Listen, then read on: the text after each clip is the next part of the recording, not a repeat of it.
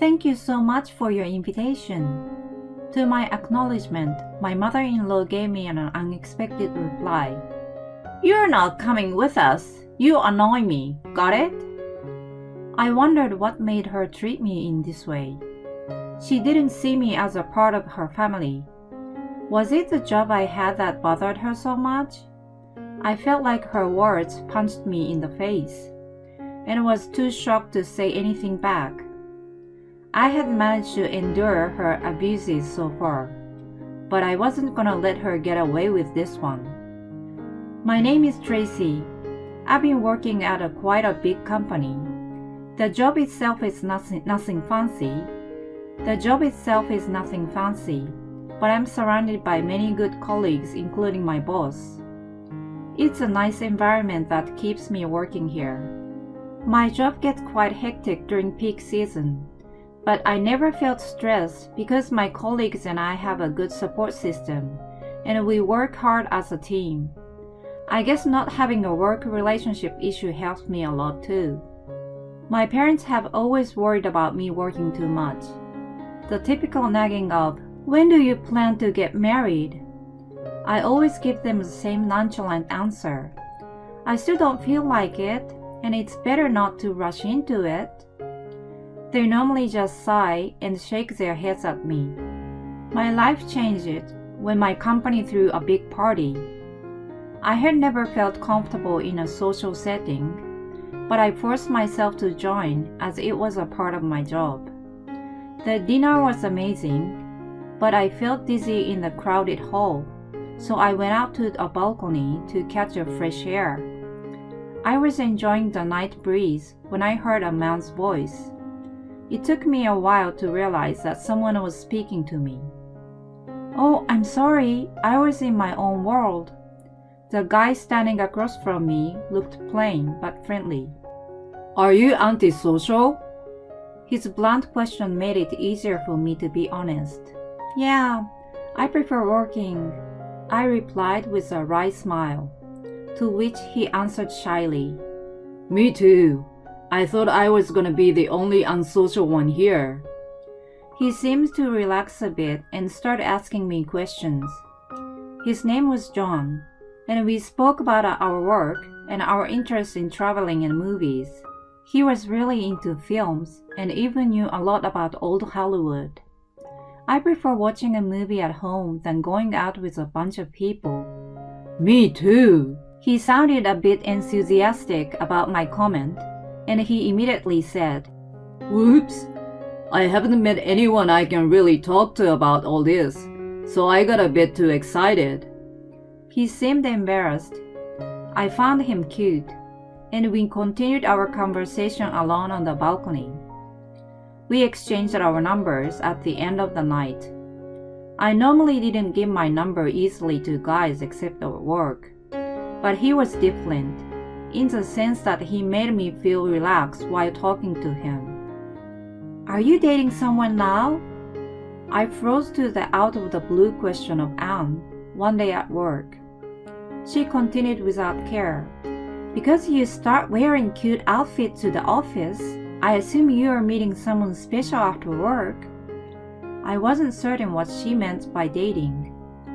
Not sure if we are dating, but we have common interest, and we watch movies or have dinner together. That's all. She looked at me puzzled and then rolled her eyes. That is called dating. I guess she could read my mind, going, "Wow, I've been dating." She slapped her forehead and chuckled. "I'm happy that you're happy." I had been focusing on my job so much for a long time that my dating monitor must have shut down. Also, it just felt so natural to be with him, so I didn't even think about our status. John and I had smooth sailing. It wasn't a passionate romance like in Hollywood movies, but more laid back, and we had a peaceful time together. Eventually, we got engaged. Although my work required a lot of me at times, he never complained about it. My colleagues were happy for me, and glad to hear that I would be working as usual after my marriage. We started planning our wedding and invited our friends as well as all of our colleagues. John's parents had a quiet manner just like him. His dad was courteous and a man of few words. His mom had a demeanor of dependability without being noisy. When we had dinner to introduce each other's family, it wasn't like our parents hit it up, but it was more like a friendly gathering. However, my mom had a look of worry later that night. When I asked her what was wrong, she said, "You might have a problem with John's mom later on. But John is a reliable guy, so I hope he can stand it between." John's mom was well-mannered, but didn't look bitchy. I shrugged off my mom's comment at that time. Later on, I came to realize how on point my mom was about her. Our wedding and honeymoon were both amazing. I always wanted to go to Rome ever since I watched Rome on Holiday. We weren't allowed to sit or eat anything at the Spanish Steps where Audrey Hepburn ate gelato, but I was ecstatic just climbing up the stairs. Even though we intentionally went there during off-season, there were still tons of tourists trying to take pictures. After we returned home, and just when we felt like we settled down, my work started becoming busier. I had already told John's parents that it normally got overloaded with work before and during long holidays, but it was particularly busy that Christmas season, and I didn't think I could take any days off. John and I went to visit his parents, and I informed them that I would miss the first Christmas with them. John's dad said, "We don't really have a big celebration anyway, so don't worry about it. Just come and see us when things settle down." John's mom too. I agree with him, but she looked like she had more to say. When I was helping her in the kitchen, my instinct came true. She still had a backward idea and thought women should stay at home and take care of the housework. When John came into the kitchen to help, "Cooking is a woman's work. Go relax in the living room." She shushed him away. Of course, I wasn't allowed to relax. I told myself it was still better than getting all the responsibility dumped on my shoulders. I never imagined the future where I got bullied by my mother-in-law. She sighed deliberately while cutting carrots. I was obliged to ask, "What's wrong?" She made a low voice, not to let John and his dad hear her. "You can't take Christmas off, can't you?" "It's disappointing and quite rude. I'm sure my husband is actually upset," she mumbled. I was astounded seeing her like that for the first time. It was totally unexpected for me. As she kept chopping carrots, she continued with her lecture. "Why didn't you quit such a job when you got married? I hope you're not planning to work for long." I was fidgety and said, I haven't decided yet. John and I discussed and both of us planned to work for a while." I stumbled. She stared at me displeasingly. "You don't look like a successful career woman. Isn't it rather a good riddance for your company if you quit?" What did she know about me? When my anger started boiling, she was already setting up a table for dinner. Her behavior was back to normal in front of the others. I was remembering the comment by my mom when she first met John's mom. "What's the matter, honey?" I was brought back to myself and started taking food to the dining room.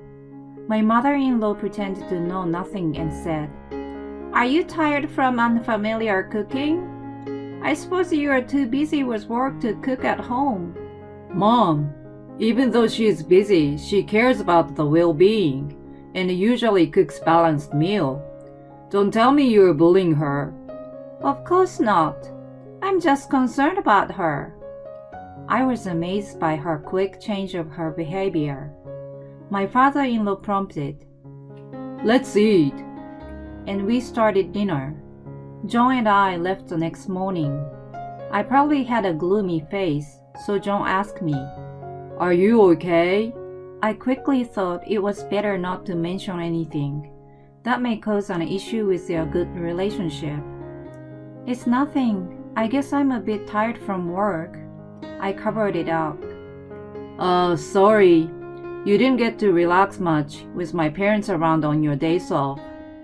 I felt even worse to say anything when I saw his concerned face. I didn't want to drag him, a kind-hearted husband, into this. My in-laws and I were never living together nor close to each other, so I only had to deal with her once in a while. It was my wishful thinking. After the last visit, she started calling me once a week. She asked me about John or checked to see if I was slacking on housework. I tried to put not much meaning into her calls, but they eventually started to stress me out. I still wasn't able to say anything to John either. One day, I got a call from her again. As soon as I picked up the phone, she said, "My birthday is coming up next month." I totally forgot about it and said, "Yes, right. What would you like to do?" "I don't need you to celebrate my birthday." She quickly shut me down and kept speaking fast not to let me interrupt. "My husband suggested going for a short family trip."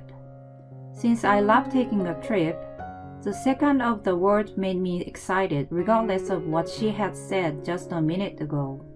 But my little excitement was short-lived and easily taken away by her. "Thank you for the invitation." "Are you kidding me?" She separated each word to make her comment more sarcastic. "I guess you will be invited as it's a family trip." She sounded irritated. "But you're not coming with us. You annoy me. Got it?"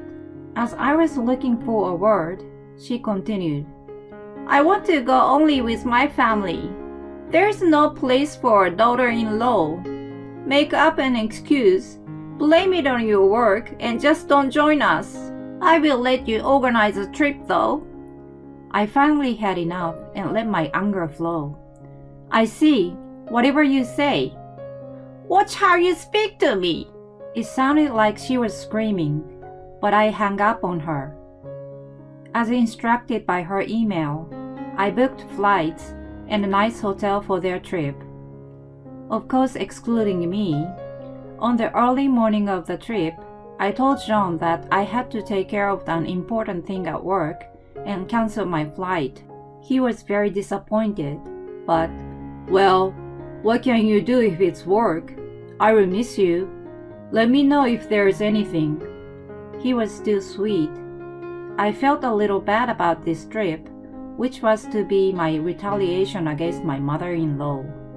Of course, I felt bad only for John. I did go to work as I said. I thought about going somewhere alone, but I figured that I would start thinking negatively the moment I had free time. It was actually better to keep myself busy at work. I had no time to wonder what John was doing. Besides, my assistant made a huge mistake on this day. Everyone, including me, was running around to fix the problem, and I didn't even have time to send a text to John. When we finally finished working, it was dusk outside.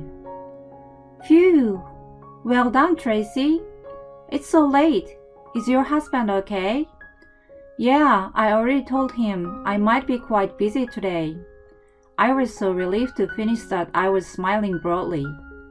Then I remembered to check my phone to see if there was any messages from John. There were several missed calls and texts on my screen.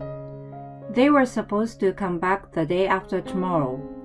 When I was reading my text, my phone suddenly vibrated. I ran out to the hallway and answered the phone.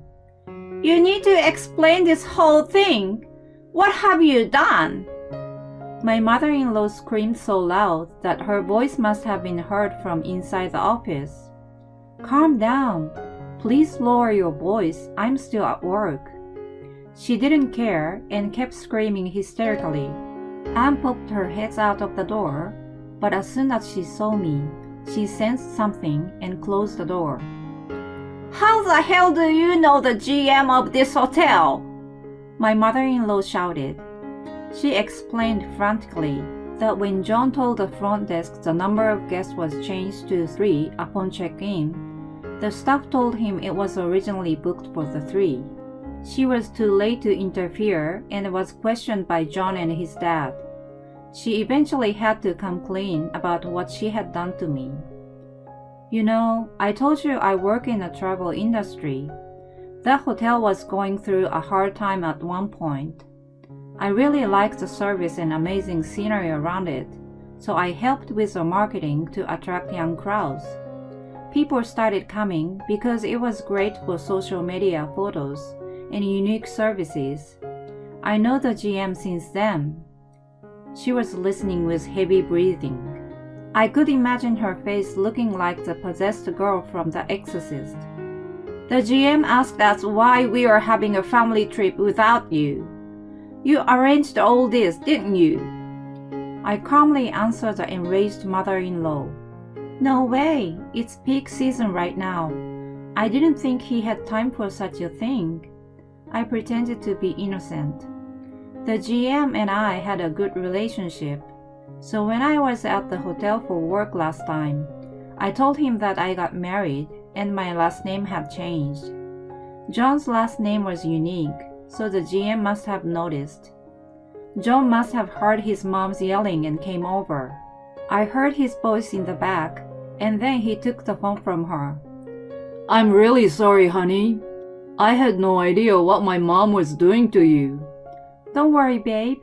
I didn't tell you either." "I got scolded by the GM. He told me to take really good care of you and said it's rare to meet someone as compassionate as you. I felt like I was being scolded by your dad."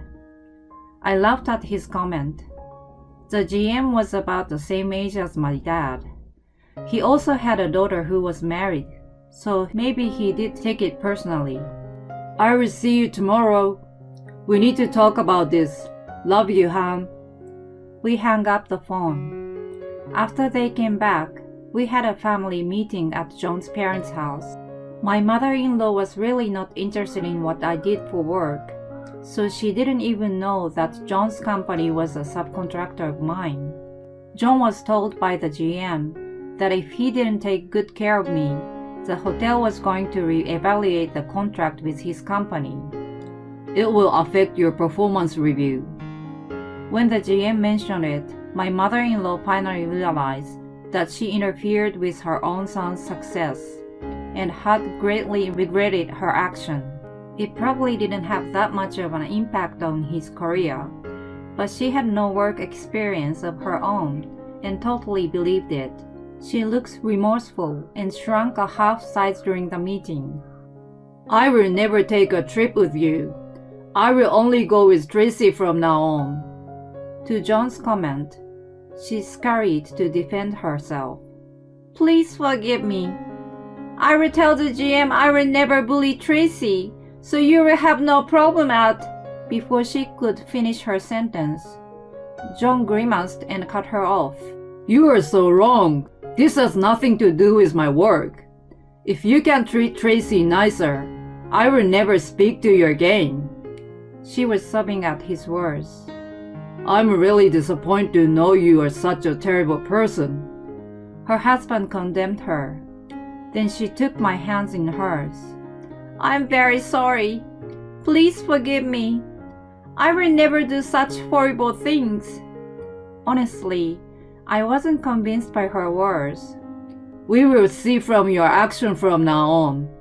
I've been too oblivious. I will keep my eyes on you now," John said in an authoritative tone, and then he turned to face me.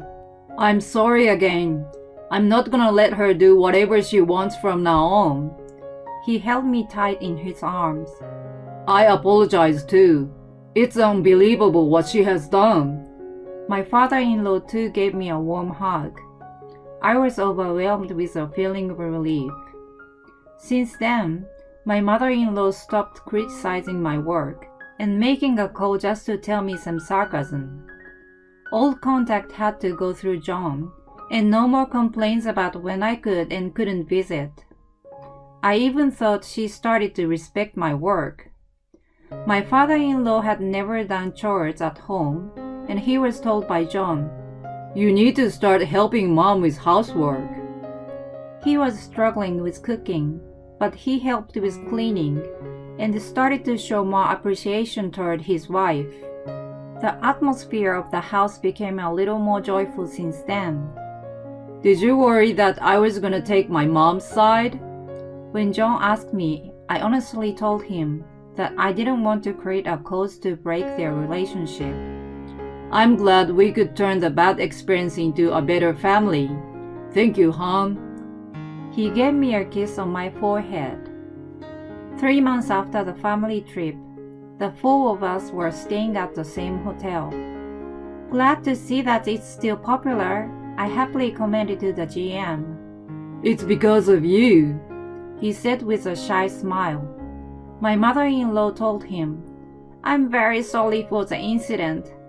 I've been scolded by my family and I deeply regret it now. I apologize for making you worried. John has been a very good husband." He looked at us family wholeheartedly and said, "Tracy saved this hotel and me, so please take care of her." He really sounded like my own dad.